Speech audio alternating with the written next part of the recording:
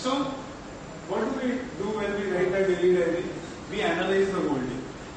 If it is properly written, the person has to analyze his whole day, and whatever good or bad has happened, he has to write the important points down into it, so that he can, what we have said earlier, become purer, physical, mental and spiritual on the coming days. So basically that is the idea. And even you can find various Atmachintan prayers wherein one has to sit and recite that prayer, and he gets that self-analysis basically. It is a self-study. If we know about psychographs and all these things, read about psychographs on the net, you will find that it is also a type of Atmachintan. In which state I have been for this day? Was I into anger? Was I into lust? Was I into love? Was I into some other type of emotions? So this is daily self-analysis that a person does. So what I think is this Swadhyaya, what is expected in prayer, if we are thinking of bringing from extroversion to introversion, it has to be a daily self-analysis that every person has to do. Then what they say is, Swadhyaya will give what benefit? They are saying Swadhyaya Ishtadevata Samprayoga. What is Ishtadevata? Ishta is what? What will be? What? Ishtadevata. Devata is Devata. What is Ishta? Ishta is whichever you want. What God Desire. So Ishtadevata Samprayoga means Swadhyaya will bring us closer to our desired God.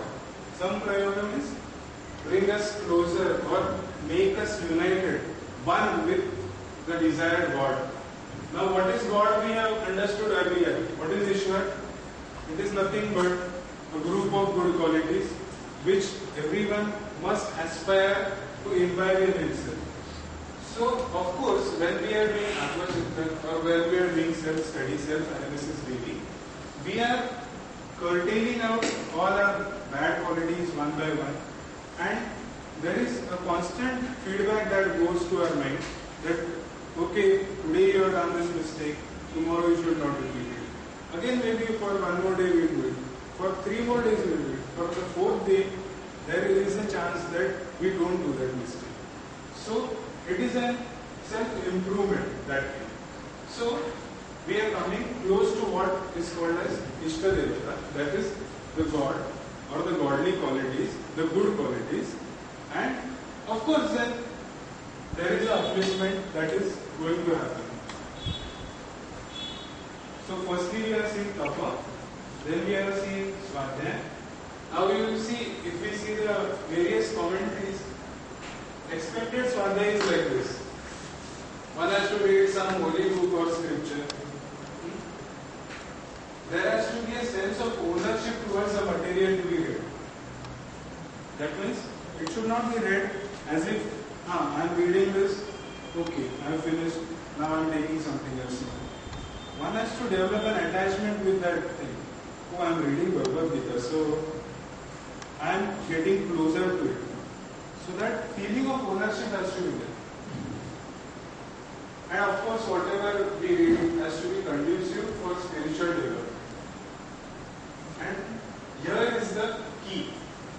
Must be same from day to day. They have said that it has to be same. As we have understood Kriya, the word Kriya, it should not change every day.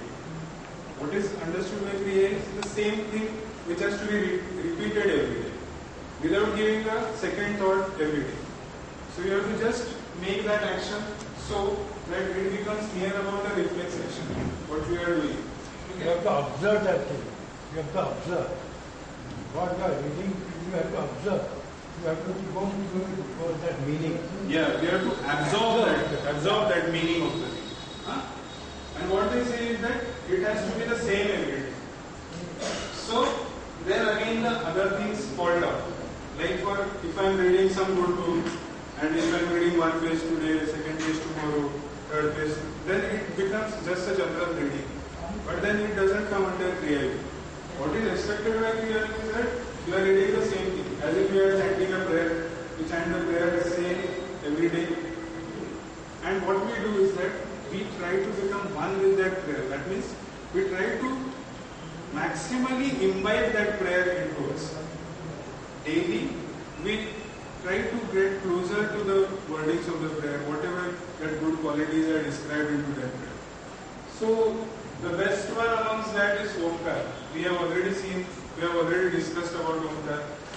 Omkar is nothing but it describes what is Ishwar that Patanjali says. It is no god of any religion, nothing. It is a group of good qualities which a person has to aspire and imbibe into himself so that the world becomes beautiful around.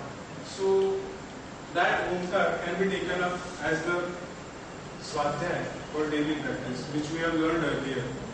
The Omkar chanting can be put into this Swadhyaya. But at the same time, we have to become, as the expectations are, we have to have a ownership. We have to get closer to that Omkar, and that is closer to the understanding and imbibing of the thoughts expected behind Omkar. So that way goes Swadhyaya. First was Tapa. In Tapas we are expected to do something, so we will be doing some pranayama. Then comes Swadhyaya, wherein we will think of Omkar and chant the Omkar. As we have heard in Omkar also, there was a sutra, Tat Japas Tadartha Bhavana, wherein Patanjali very clearly says that you are not only making a jap of that Omkar, but we are doing it with the intention of understanding the meaning of Omkar. And after that he explains that what is Omkar. And ultimately then comes Ishwar Pranidhana, the third component of prayer. Again this comes very close to Omkar. If we see Omkar, it will cover up everything. It will cover up the whole of prayer. But conceptually Kriya Yoga has three components, so we are understanding it differently. Here Ishwar, worship of Ishwar with a surrendering attitude. This surrendering attitude is important. You have to give up. Okay. Now many of the times there is a fight that goes on. We believe in God, we don't believe in God. Huh? And many of the time we youngsters will say that we don't believe in any God. We just want to do whatever we want. We don't want to follow any rules and regulations. We'll do whatever we want. But no, it's not that way. This surrendering is to this Ishwar. Now this Ishwar, what Patanjali says, is all the set of good qualities. So you can ignore a particular Ganpati, you can ignore a particular some Christ, or you can ignore something. But if you are seeing towards their qualities, then you can't leave those qualities. Then you are good to be a devil. Then you are not a human. So even if you are not surrendering to any god or guru, as the thieves do usually, if you are not surrendering to anybody, then also there is not a problem. Then surrender to yourself. Surrender to yourself. At least be responsible of yourself. That you are not making any harm to the society. Take responsibility of self and society. Then it is fine. Then you be an atheist, you don't believe in any God, that's not a problem. Because as such, then you are not creating any problem for the society. And of course you are helping the society on the other hand. Means anyways you are doing something good, and of course it will serve the purpose of Ishwar, what Patanjali believes. So be a theist or a theist, that's not a problem. But that surrendering attitude has to be there. You may have seen many atheists also, Nastic generally called. They are very quiet and confined to themselves. They are composed and they are taking responsibility of all their actions. They don't want to blame people and they are doing various good activities also. So it is not that only those people who believe in God will do all good things, and those who don't believe in the concept of God as such, which is understood by the philosophies that way, will do all the bad things. It's not like that. It is what is surrendering. What you have to surrender is your ego. Ego has to be surrendered. If I am doing tapa,